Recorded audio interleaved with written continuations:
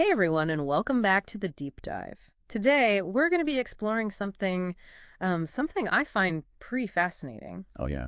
It's uh, it's meditation and its potential for healing, Okay. like not just physically, but also mentally, emotionally, Right. even spiritually. So Wow. we're going deep into this 1996 talk called "The Healing Power of Meditation." Okay. It was given by Sant Rajinder Singh Ji Maharaj, and he was a spiritual teacher. Interesting. Yeah, he learned from some big names. Oh, wow. So, like in this tradition, then when we talk about this type of healing, are we talking about like the self in a different way than maybe Yeah, that's a good question. Western medicine would? I think so, yeah. Okay. Because it's coming from a background where the self isn't seen as just this physical body, Right. you know? Right. It's something way more interconnected. Okay. So it's like this more holistic sense of self that we're working with. I think that's a good way to put it. So when he's talking about healing, he's not just talking about like mending a broken bone. He's Yeah. talking about like a much deeper type of wholeness. I see. And he gets pretty specific. Does he? Yeah, he lays out these three main reasons why we get sick. Okay. Let's hear it. All right, so the first one is karma. Okay. So that classic idea that our actions have consequences. Yeah, what goes around comes around, that Yeah. kind of thing. But then he's saying there's other reasons too. It's not just karma. Yeah, exactly. Okay. So sometimes he says it's just that we don't understand or respect the laws of nature. Okay, so give me an example. How would you break a law of nature? He actually gives a really relatable example. Okay. He talks about like cutting your finger while you're chopping veggies. Oh, okay. So it can be really practical too. Yeah, it's not like Not just these big cosmic things. right, it's not some cosmic punishment or anything. That's right. It's just that consequence of not paying attention. Right. Not respecting the sharpness of the knife. It makes me think of that idea of personal responsibility, but in a spiritual context. Exactly. Yeah. Okay. So it's not always like some past life debt Oh, interesting. coming back to haunt you. Gotcha. But here's where it gets a little bit intriguing. Okay. He talks about his own teacher, Oh, wow. Sant Kirpal Singh Ji Maharaj, Okay. and how he was able to stay conscious Wow. during surgery Really? by withdrawing his attention from his body. No, obviously we're not suggesting anyone tries that at home. No, I think I'll stick with the anesthesia. Yeah, probably a good idea. But the point is that Yeah. there's this idea that through mental training, like through meditation, Uh-huh. we might have more control over our physical experiences than we realize. So this is like mind over matter, but taken to a whole other level. Exactly. And there's actually a lot more research that supports that. Is there? Yeah. We know that meditation can reduce stress. And that can help our body to heal way more effectively. Okay. So that's the physical side of things. Right. But I'm also thinking about all that mental clutter we deal with. Oh, tell me about In our daily lives. yeah, the to-do list. Yeah, all the deadlines. The family dramas. It never ends. It's exhausting. Does the author touch on that at all? He does. Yeah. He talks about how our minds are just constantly like bombarded with stimuli Right. and how that creates this mental chaos Yeah, that's really draining. I feel that. And he says that meditation is like a reset button for the mind. The reset button. I know, right? I could use one of those. But how does that actually work? Yeah, like does it just clear out all your thoughts? Yeah. Like that's what I always imagine, like an empty line. Yeah. But it's not about having a completely blank mind. Okay. It's more about slowing down the brain waves, creating that space of deep relaxation. Okay. Studies have actually shown Really? that meditation can shift brainwave activity to like the 4 to 10 hertz range, Okay. which is associated with deep calm and peace. So it's like shifting gears from like overdrive to cruise control. Oh, I like that analogy. Right. Yeah. And what's really interesting is this effect isn't just limited to when you're meditating. Not really. He talks about a carryover effect. So it lingers. Yeah, so meaning that like the more you meditate, the easier it becomes to access that peace Wow. and calmness. So you're telling me if I meditate regularly, I can actually be less stressed in my daily life. Yeah. Sign me up. But how does that work? Like, Yeah. does our brain actually rewire itself or something? That's what researchers are starting to find out. Okay. It's like exercising a muscle. The more you use it, the stronger it gets. Right. So with meditation, you're basically training your mind to become calmer, more focused, more resilient to stress. So it's not just escaping reality for a couple minutes. No, it's It's about building long-term mental strength. that's a great way to put it. Okay, that's fascinating. And it's not just about stress reduction either. Oh, there's more. The author describes how regular meditation can lead to like a shift in perspective, Okay. where you start to see things from a broader view, a more compassionate viewpoint. So, like, instead of getting all worked up over traffic. Well, maybe not that Zen, Right. but the idea is that you're less bothered by those little things because you're more connected to the bigger picture. I can see that sometimes after, like, a long walk in nature or listening to music. Yeah. I get that sense of peace Right. where everything just feels connected and in harmony. That's a great example. Is that similar to what he's talking about? It very well could be. Okay. He describes it as this shift from a limited, ego-centered perspective to a more expansive, interconnected awareness. Okay, this is getting deep, but I'm loving it. Me too. So we've talked about the physical Yeah. and the mental benefits. Hmm. But what about the emotional side of things? Oh, good question. Does he go into that at all? He does, and this is where it gets really personal. Okay. He talks about how emotional pain, especially those hurts we carry from childhood, Uh-huh. can linger and impact our adult relationships. So we're talking about like the inner child Right, exactly. who's still wounded and acting out. Right, and it's a concept that's become increasingly important in psychology. Yeah, I've heard that term a lot, especially like in the context of therapy. Right, the idea is that those unresolved wounds from our past Yeah. can create patterns that sabotage our happiness and well-being. So where does meditation fit into all of this? Well, the author suggests that meditation can connect us to a source of what he calls divine love, Okay. a love that can help heal those deep-seated emotional wounds. Divine love, that's a powerful phrase. It is. Can you unpack that a little bit? Yeah, of course. Is it tied to a specific religion? That's a great question. And while the author comes from a specific spiritual tradition, Right. he emphasizes that divine love Hmm. isn't about any one religion or dogma. Okay. It's more about connecting to this universal source of love and compassion Got it. that exists within each of us. So it's not about converting to a specific belief system. No, not at all. It's about tapping into something deeper. Exactly. Something more universal. He even says at one point, God is love, the soul is love, and the way back to God is also through love. That's beautiful. It is. And I think a lot of people can relate to that even if they don't consider themselves religious. Right. You know, like, haven't you ever felt a sense of profound peace or love, maybe when you're in nature or listening to music or connecting with another person? Absolutely. Those moments of deep connection, of feeling a sense of belonging and love, Right. those are glimpses of what he's talking about. I see. It's that feeling of coming home to yourself, Yeah. of feeling whole and complete. Okay, wow, this is getting really profound. So we've covered the physical, the mental, the emotional aspects of healing through meditation. Mm-hmm. But you mentioned something about healing the soul too. Yes. That sounds pretty intense. It is intense, and it's definitely a concept that might be new to some listeners. Yeah, for sure. The author talks about this dark night of the soul, Oh, wow.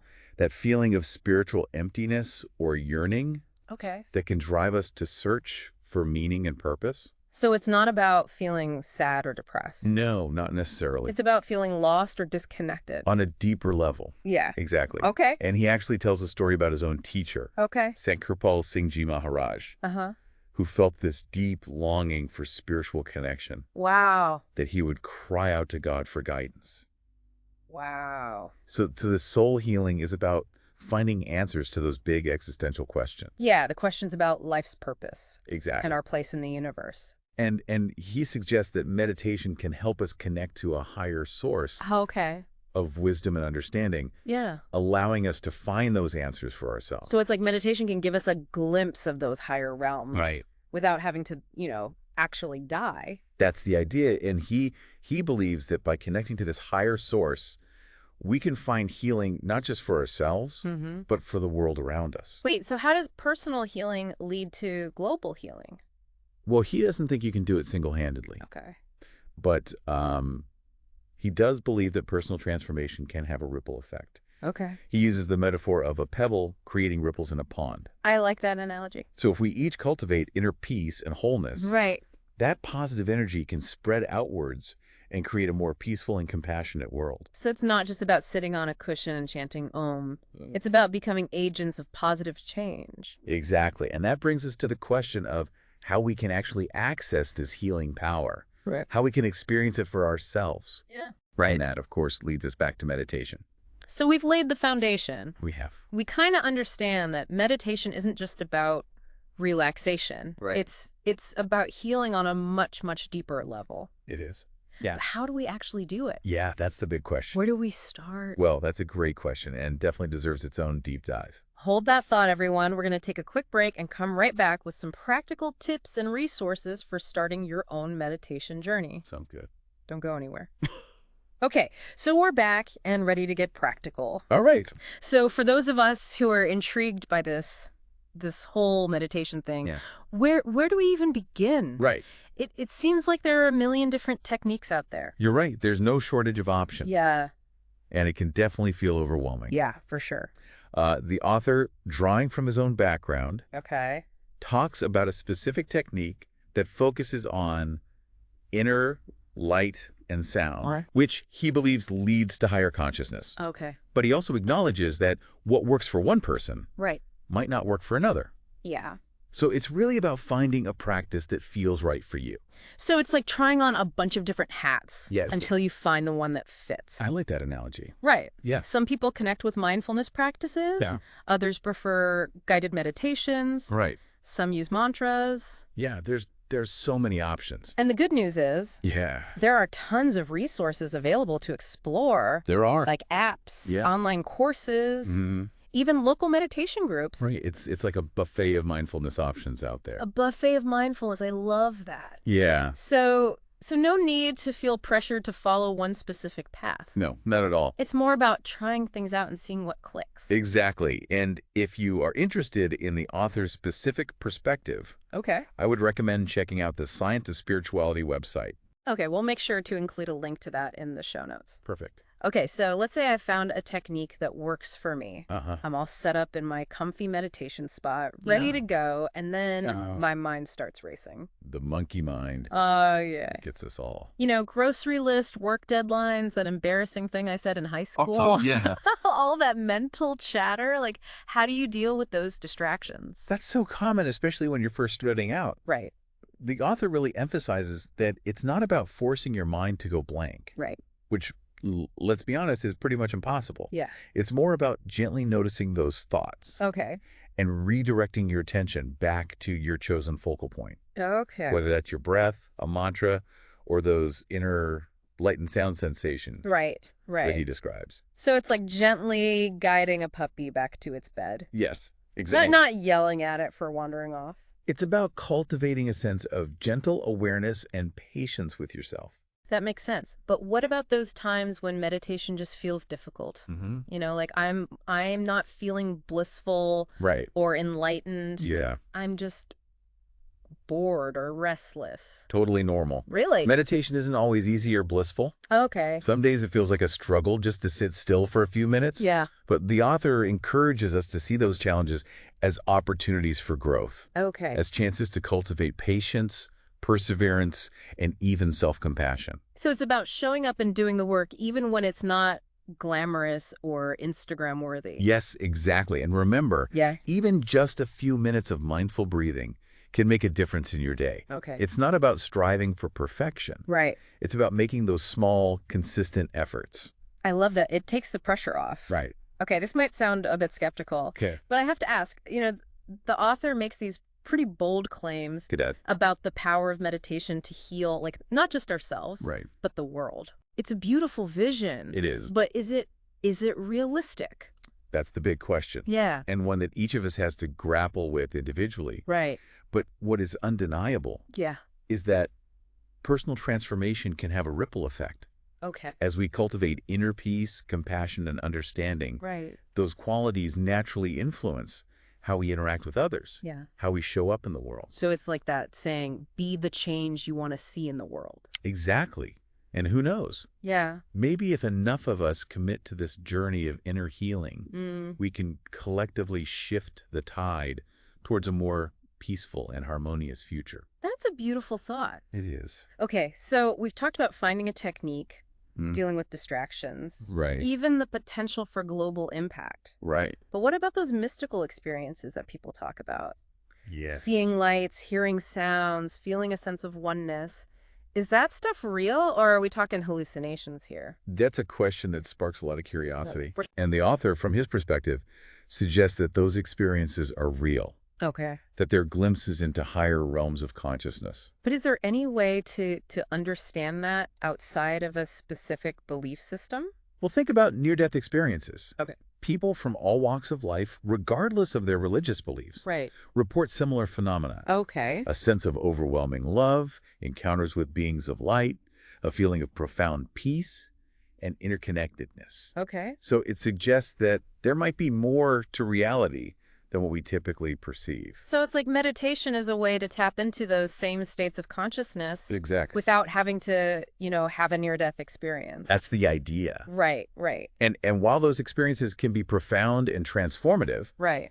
the author stresses that they're not the goal of meditation. Okay, The true goal is the inner transformation that happens along the way. okay. The cultivation of peace, wisdom, and compassion. Right, so it's not about chasing those mystical experiences. It's about the inner work, the self-discovery, the journey itself. Beautifully put. Okay. It's about developing a deeper connection to ourselves, to others, Right. and to that source of love and healing that the author believes resides within each of us. Okay, this has been so insightful. Yes. We've explored the author's claims about healing the body, the mind, the emotions, and even the soul. Yeah. We've talked about the science behind meditation, how to get started, even the potential for collective healing. Right. But there's one more piece of the puzzle I think we haven't really touched on yet. Oh, what's that? The role of a spiritual teacher. Oh, yes. That's an important aspect of the author's perspective. Okay. He really emphasizes the value of having a guide, someone who has already traveled the path Right. and can offer support and wisdom along the way. So it's not just about figuring it all out on your own. Right. It's about finding a mentor, someone who can help you navigate the ups and downs. Exactly. He compares it to learning any new skill. Okay. Having a teacher can accelerate your progress Right. and prevent you from getting sidetracked or discouraged. It's like if I wanted to learn to play the piano, Uh-huh. I wouldn't just try to figure it out by myself. I would find a teacher Right. who could show me the ropes, Exactly. correct my mistakes. And encourage you to keep practicing. Yeah. Right. So in the same way a spiritual teacher can provide guidance on meditation techniques, Uh-huh. help you work through those inner obstacles and deepen your understanding of the path. Yeah, that makes sense. So how do you find a good teacher? That's a great question. Are there certain qualities to look for? The author suggests looking for someone who embodies the qualities that you aspire to develop. Okay. Peace, wisdom, compassion, Mm-hmm. and a deep understanding of the spiritual path. Okay. He also cautions against teachers who exploit their students or make promises of quick fixes or supernatural powers. Right. So it's about finding someone who is authentic and trustworthy Yes. and genuinely committed to helping others grow. Exactly. And it's important to remember Yeah. that the teacher-student relationship is a two-way street. Okay. The student also has a responsibility to be open, receptive, and willing to put in the effort. So it's a partnership, a collaborative journey. Exactly. Yeah. And finding the right teacher can make all the difference in your spiritual growth and development. This is all so fascinating. It is. But I realize that not everyone is comfortable with the idea of having a spiritual teacher. Right. Some people might find it intimidating, Yeah. or they might be skeptical of organized religion or spiritual groups. That's understandable. What would you say to someone who is hesitant to seek out a teacher?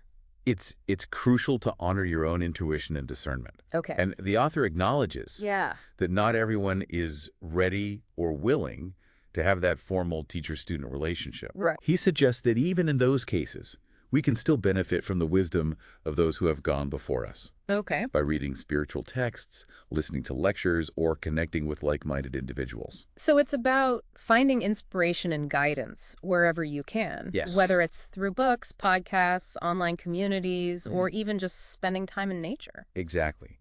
The key is to keep that yearning alive, that desire to grow, to learn, to connect to something bigger than ourselves. And maybe that's the most important takeaway from this deep dive, Yeah. that the journey of healing, both personal and collective, begins within. Beautifully said. And as we cultivate inner peace, compassion, and wisdom, we naturally radiate those qualities outwards, Right. creating a ripple effect that touches everyone around us. So it's not just about our own well-being. Well- It's about contributing to a more harmonious and loving world. Precisely. And that's a vision worth striving for. Absolutely. Well, we've covered a lot of ground today. We have. From the science of meditation to the search for soul healing. Yeah. I hope you're feeling as inspired as I am to explore this further. Me too. It's been a pleasure diving deep with you. All right, so before we wrap up our deep dive into the healing power of meditation, Yeah. I want to go back to something we talked about a bit earlier. Okay. Finding a meditation technique that really works for you. Right. Any tips for our newbie meditators out there? Yeah. Where's a good place to start? Well, the key is to approach meditation with curiosity Okay. and playfulness. Okay. Not like it's another chore on your to-do list. Right. The author suggests starting small, Okay. even just a few minutes a day, Okay. and gradually increasing as you get more comfortable. So no pressure to become a Zen master overnight. No, definitely not. Okay, that's a relief. Take your time. But with all the different techniques out there, Right. mindfulness, transcendental meditation, guided visualizations, Uh-huh. it can be overwhelming. It can. How do you sift through it all? That's where the idea of finding what resonates with you comes in. Right. The author, of course, rooted in his tradition, has this technique involving inner light and sound, Right. but he acknowledges that the path is individual. Okay. Some people find focusing on their breath helpful, others a mantra, Right. others a visualization. It's a bit like trying on shoes Okay. until you find the perfect fit. I like that. Right. So don't be afraid to experiment. No, not at all. Okay. And there's so many resources these days, apps, online courses, local groups. It's like a buffet The buffet, of mindfulness. which is awesome, but also maybe a little overwhelming. It can be. Any recommendations for listeners who are like, okay, I want to dive in. What do I do? Yeah, if this talk has sparked your interest in Sant Rajinder Singh Ji Maharaj's perspective, Okay. I would highly recommend the Science of Spirituality website. Okay. They offer a treasure trove of information on his teachings. Perfect. We'll include a link in the show notes. Great. Now, one thing that I think trips a lot of people up is that whole distraction thing, Oh, yeah. that monkey mind, that just won't be quiet. So common. Any tips for dealing with those pesky thoughts? Yeah, distractions are totally normal. In Okay. fact, they're inevitable, Yeah. especially when you're first starting out. Right. And the author emphasizes that it's not about forcing your mind to go blank, Right. Good luck with that. which, let's be honest, is nearly impossible. Yeah. It's more about gently noticing those thoughts when they come up, Okay. and then redirecting your attention back to your chosen focal point, Okay. whether that's your breath, a mantra, or the inner light and sound that he described. Right. Right. It's like, Like training a puppy. yes, Exactly. gentle redirection, Gentle redirection, not harsh punishment. not harsh punishment. It's about being kind to yourself, Right. even when your mind feels like a whirlwind. I like that. Now, speaking of challenges, Yeah. what about those times when meditation just feels hard? Like, I'm not feeling blissful. I'm not feeling enlightened. I'm just bored or restless. Is that normal, or am I doing something wrong? That's totally normal. Okay. Meditation isn't always a walk in the park, Okay. especially at first. There will be days when it feels challenging, Right. maybe even frustrating. Yeah. But the author encourages us to see those challenges as opportunities for growth, Okay. for developing qualities like patience, perseverance, and self-compassion. So it's not about being perfect. It's about showing up Yes. and doing the work. And remember, even just a few minutes of mindful breathing can have a positive effect on your day. Yeah. It's about progress, not perfection. I love that. It takes the pressure off. Right. Okay, one last question before we wrap things up. Okay. The author talks about meditation's power to heal not just ourselves, but the world. Hmm. It's a beautiful vision. It is. But is it really possible? Can meditation actually change the world? That's a big question. And ultimately, each of us has to answer that for ourselves. Okay. What we do know is that personal transformation can have a ripple effect. Okay. As we cultivate inner peace, compassion, understanding, those qualities naturally influence how we interact with the world around us. It's like that Gandhi quote, be the change you want to see in the world. Exactly. And imagine if enough of us embarked on this journey of inner healing. Yeah. It might just be possible to tip the scales towards a more peaceful and harmonious future. Wow, that's an incredibly inspiring thought to end on. It is. So let's recap our deep dive into the healing power of meditation. Okay. We learned that meditation's about way more than just relaxation. Right. It's a practice that can heal us on multiple levels. Yeah. Body, mind, emotions, even the soul. It is a journey of self-discovery. Right. A path to connect with our inner wisdom and tap into that universal source of love and healing that the author describes. And remember, this deep dive is just the beginning. It is. We encourage you to explore, experiment, find what resonates with you Yes. on your own unique path. Absolutely. If this conversation sparked something within you, don't let that flame die out. Keep it burning. Explore the resources we've mentioned, try out a meditation technique,